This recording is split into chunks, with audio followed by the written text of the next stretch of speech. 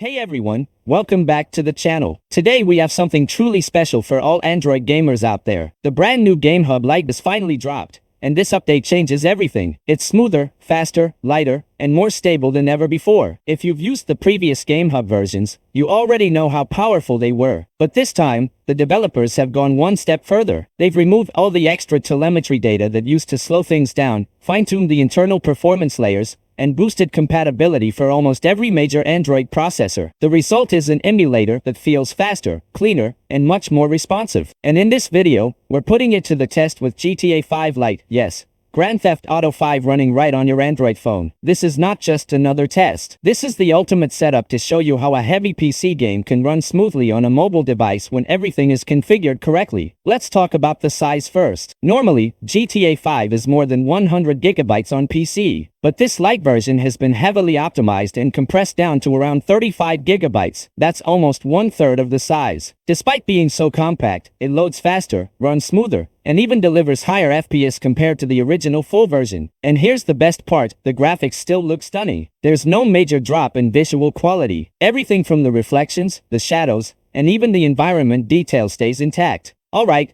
let's jump straight into the setup process. First, install the GameHub emulator like your Android device. Once it's installed, open it up. On the main screen, you'll find an option that says Import PC Games. Tap on that and navigate folder. Select it and add it to the emulator. Now, look at the corner and tap on the three-dot menu. From here, open PC Settings. Inside the General tab, you'll need to adjust your resolution according to your device type. If you're using a widescreen phone, set it to 960 by 430. For a standard screen, 960 x 544 is the perfect choice. Don't touch any other settings here unless you know what you're doing. Next, scroll to the Compatibility Mode section. Under Compatibility Layer, select Proton 10.0 ARM 64 by 2. This is one of the most stable and balanced layers for both performance and visuals. Once that's done, head over to the Translation Parameters section. Here, you'll see an option for Extreme Mode. Turn that on. This will push your device to deliver maximum performance. Also, enable multi-thread. It allows the emulator to use multiple CPU cores for better speed and smoother gameplay. However, if your device uses a Mali GPU, don't enable multi-thread. Just leave it on the default game preset mode, which is already tuned for Mali hardware. Now, scroll back to the GPU driver section. This part is very important. If you have a Snapdragon device between the 695 series and the 8 Gen 3, choose the latest Turnip driver. It's optimized for Vulkan rendering and gives a big performance boost. But if your device doesn't support Turnip, simply select System GPU. It usually fixes all graphics issues automatically,